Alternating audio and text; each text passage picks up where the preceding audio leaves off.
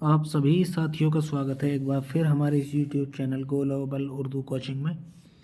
जैसा कि आज की वीडियो में हम बात करने वाले हैं कि एक बहुत अच्छी खबर सेंट्रल गवर्नमेंट के जो टीचर बनना चाह रहे हैं उनके एक्सपीरियंस के लिए है, जो कि आप देख रहे हैं कि ये लेटर जारी हुआ है 3 मार्च 2025 को। और ये भेजा कहाँ गया है? Department of school education and literacy, ministry of education, government of India के द्वारा ये लेटर जारी किया गया है, जिसमें आप देख पाएंगे कि इस लेटर में दिया गया है कि ये केंद्रीय विद्यालय संगठन के जो कमिश्नर हैं उनको भेजा गया है, नवोदय विद्यालय के जो इनके कमिश्नर हैं उनको भेजा गया है, EMRS के जो कमिश्नर हैं उनको भेजा गया है, AEES जो एटॉमिक एनर्जी एजुकेशन सोसाइटी है उनको भेजा गया है, सैनिक स्कूल के जो भी हैं उनको भेजा गया है, और रेलवे बोर्ड के जो टीचर वाली वैकेंसी आती हैं उनके लिए ये 6 जगह पर भेजा गया है। इसमें कहा यह गया है कि केंद्रीय विद्यालय की वैकेंसी आती हैं, चाहे वो साल में 1 बार आए, 2 बार आए, 3 साल में आए, 4 साल में आए, जितने भी सेंट्रल गवर्नमेंट की टीचर या नॉन टीचिंग वैकेंसी आती हैं स्कूल्स में, उन सबका अब एक एग्ज़ाम लिया जाएगा। केंद्रीय विद्यालय में पहले आपको अलग फॉर्म भरना पड़ता था, नवोदय विद्यालय में आपको अलग फॉर्म भरना पड़ता था, EMRS में आपको अलग फॉर्म, सारे मतलब जितने भी स्कूल अपनी अपनी वैकेंसी निकालते थे, कोई भी डिपार्टमेंट, तो आपको अलग फॉर्म भरना पड़ता था, अलग एग्ज़ाम देने जाता था, सारी चीज़ें अलग हो जाती थी। और इससे जो अभ्यर्थी हैं उनको बहुत फ़ायदा होने वाला है। सबसे बड़ा फ़ायदा ये होगा कि आपको अलग अलग फ़ीस नहीं देना होगा। दूसरा फ़ायदा होगा कि इसमें आपको एग्ज़ाम देने अलग अलग नहीं जाना होगा।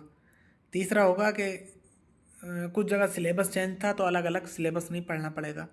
चौथा सबसे बड़ा जो अहम जो फ़ायदा है इसमें, वो आप लोग देखेंगे, वो यह है कि कुछ कैंडिडेट हमारे ऐसे होते हैं, अगर वैकेंसी केंद्रीय में मान लीजिए 6 नोटिफिकेशन इसी महीने जारी कर दिए जाएं और 6 का एग्ज़ाम आने वाले साल में किसी भी समय किसी महीने में हो जाए, तो आपको एग्ज़ाम के लिए फिर इधर उधर भटकना पड़ेगा कि किसका सिलेबस कवर करें, कहाँ रहें, कहाँ ना रहें, कहाँ वैकेंसी ज़्यादा है, कहाँ चांस ज़्यादा है, कहाँ सब कुछ क्या है, ये सारी चीज़ें आपको देखना होती थी।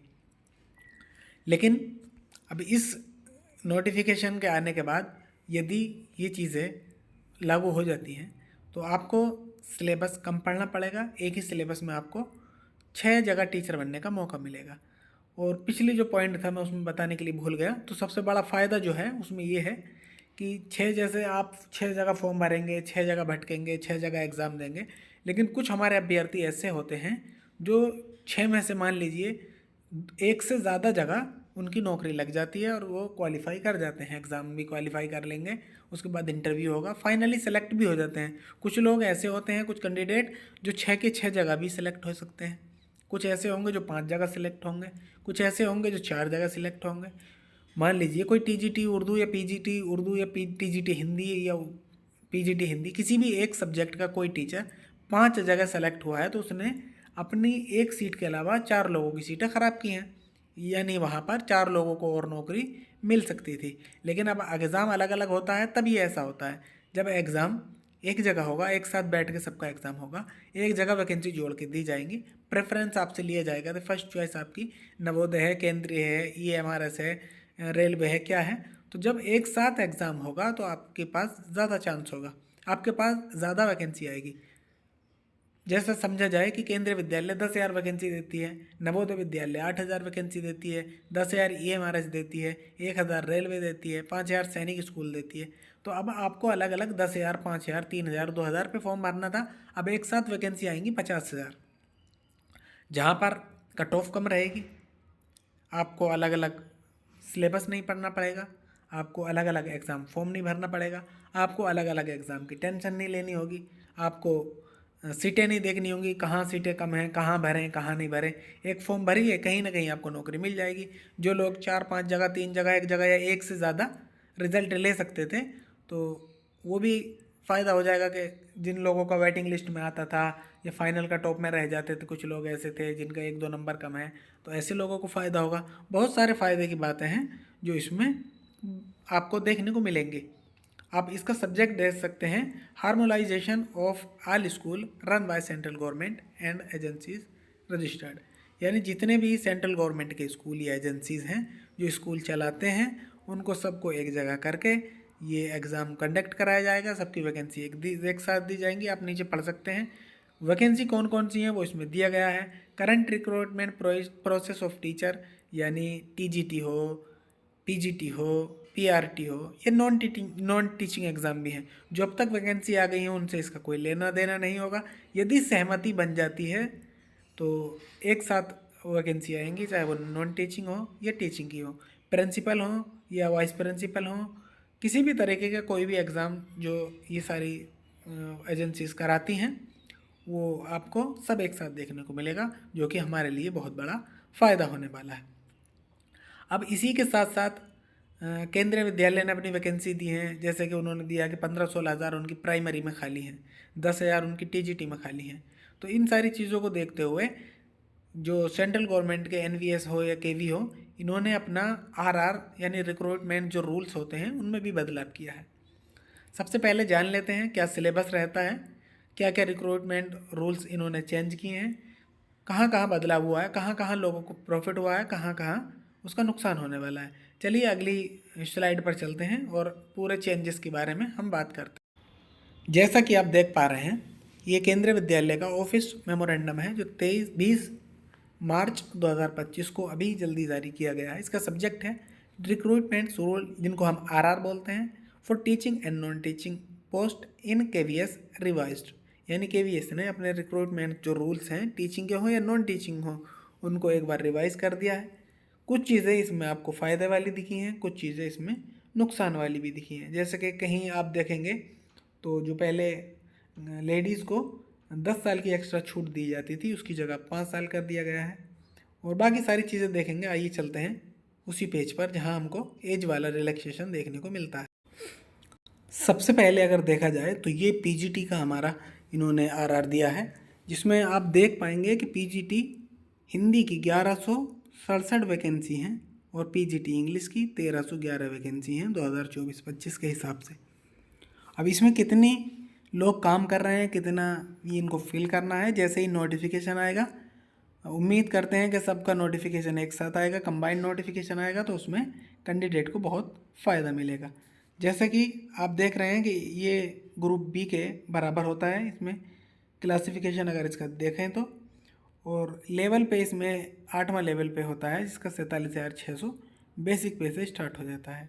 सीनियर स्केल होता है लेवल 10 पे, उसके बाद लेवल 11 पे, वैसे ही आपको देखने को मिलेगा। एज लिमिट 40 साल से ऊपर नहीं होनी चाहिए। 5 साल का आपको एज रिलैक्सेशन मिलेगा, जैसे SC, ST, OBC, PWD, महिला, इन वर्ग को जितने भी हैं। पहले महिलाओं को 10 साल मिलता था, अब 5 साल मिलने लगा है। एसेंशियल क्वालिफिकेशन में पहले बीएड नहीं लेते थे, इस बार आप देखेंगे कि बीएड इन्होंने कंपलसरी कर दिया है। उसके बाद बात करेंगे एक कंप्यूटर टीचर की वैकेंसी आती है जिसमें इन्होंने बदलाव किया है। आइए चलते हैं कंप्यूटर टीचर वाली स्लाइड पर।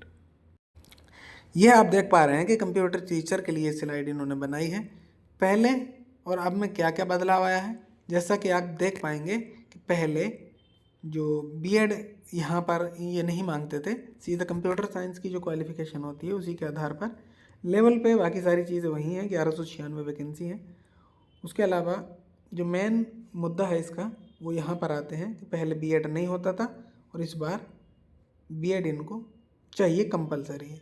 एमएससी कंप्यूटर साइंस में हो, जो भी क्वालिफिकेशन थी पहले जैसी है, बस इन्होंने यहाँ पर ये ऐड कर दिया है कि BEd degree from NCTE recognise institute 50% number के साथ उनके पास बीएड होना चाहिए, जो कि पहले नहीं होता था। अब कंप्यूटर साइंस वाले जो ऐसे कैंडिडेट हैं जिनके पास बीएड है और वो कंप्यूटर साइंस के लिए एलिजिबल थे, तो उन लोगों को थोड़ा फाइट कम करना होगा, क्योंकि पहले बिना बीएड वाले आकर नौकरी ले जाते थे और कुछ हमारे ऐसे अभ्यर्थी हैं जिनके पास बीएड होने के बावजूद उनको नौकरी नहीं मिलती थी।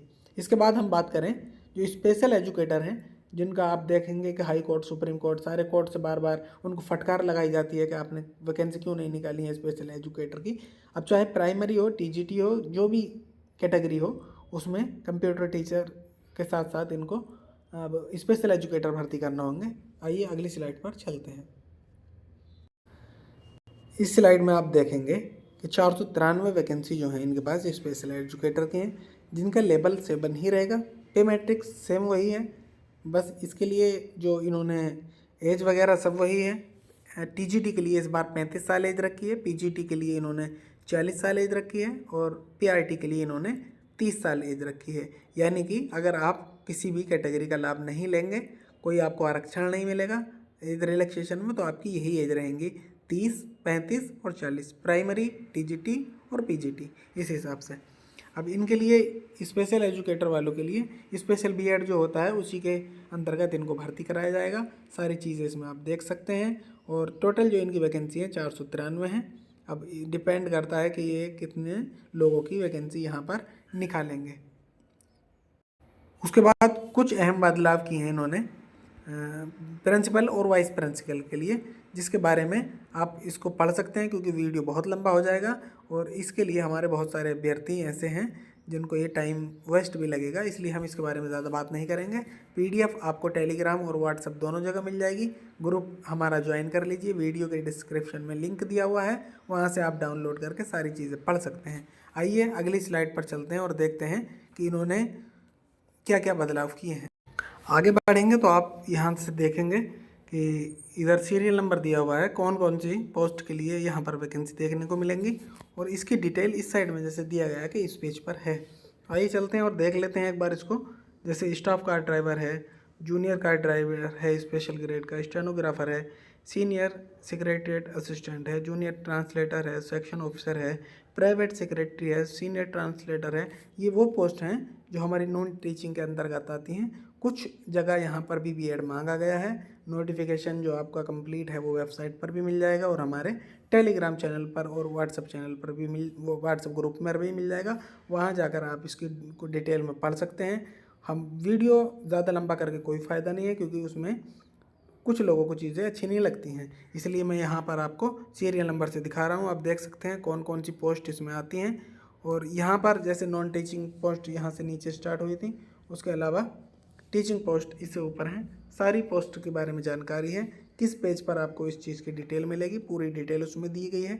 सिलेबस अभी क्लियर नहीं है, जिन लोगों को तैयारी करना है पुराने सिलेबस के अकॉर्डिंग जो एनवीएस और केवीएस का लगभग एक जैसा होता है, बस इसमें आपका निगेटिव मार्किंग नहीं रहता है और एनवीएस में निगेटिव मार्किंग रहता है। अगर कंबाइंड एग्जाम हुआ तो हो सकता है माइनस मार्किंग रहे। सिलेबस नवोदय और केवी का लगभग एक जैसा रहता है, तो वही आपको देखने को मिलेगा क्योंकि आपको अगर तैयारी करना है तो वहीं से तैयारी करिए। अगर जनरल पेपर की बात करें तो प्रीवियस ईयर आप खरीद सकते हैं या यूट्यूब से या टेलीग्राम से। अगर आपको हमसे भी चाहिए तो आप टेलीग्राम पर या कमेंट करके हमें बता सकते हैं। टेलीग्राम चैनल ज्वाइन करिए, वहाँ पर आपको सारा मटेरियल फ्री में उपलब्ध करा दिया जाएगा पीडीएफ के रूप में। उसके अलावा अगर हम बात करें तो जो जनरल पेपर के अलावा जो आपका सब्जेक्टिव पेपर जितना भी आएगा उसमें आपको एनसीईआरटी पढ़ना है। अगर टीजीटी की तैयारी कर रहे हैं तो 6 से लेकर 10 तक, और अगर पीजीटी की तैयारी कर रहे हैं तो 9 से लेकर 12 तक, और उसके अलावा अगर प्राइमरी की तैयारी कर रहे हैं तो 1 से लेकर 5 तक आपको पूरा एनसीईआरटी कवर करके रखना है, ताकि नोटिफिकेशन जब आ जाए तो आपको बहुत ज़्यादा सिलेबस ना पढ़ना पड़े, रिवीजन करना पड़े, बहुत ज़्यादा समय नहीं मिलेगा। हो उम्मीद यही है कि नोटिफिकेशन 1 से 2 महीने में, अगर कंबाइंड आए या अलग अलग आए तो 1-2 महीने में सभी के आने स्टार्ट हो जाएंगे। नवोदय विद्यालय की भर्ती आने वाली है, ईएमआरएस की भी भर्ती आने वाली है, केंद्रीय विद्यालय की भी भर्ती आने वाली हैं, जो लगभग 2 महीने के अंदर अंदर आ जाएंगी। और अगला जो 2026 से सेशन स्टार्ट होगा 26-27 वाला, तब आपको वहाँ पर सारी भर्तियाँ कंप्लीट करके आपको जॉब के लिए स्कूल वगैरह अलॉटमेंट करके वहाँ भेज दिया जाएगा। वीडियो अगर अच्छी लगी हो तो आप वीडियो को लाइक करिए, चैनल को सब्सक्राइब करके रखिए, ताकि आपको ऐसी ही और डिटेल्ड वीडियो केंद्रीय विद्यालय किसी भी टीचिंग एग्ज़ाम या नौकरी से संबंधित जो भी जानकारी आपको मिल सके। आपके मन में अगर किसी तरह का कोई डाउट है तो आप कमेंट बॉक्स में कमेंट कर सकते हैं। चैनल का और व्हाट्सएप ग्रुप का लिंक डिस्क्रिप्शन में दिया हुआ है, वहाँ जाकर आप ज्वाइन हो सकते हैं। वीडियो देखने के लिए आप सभी का धन्यवाद।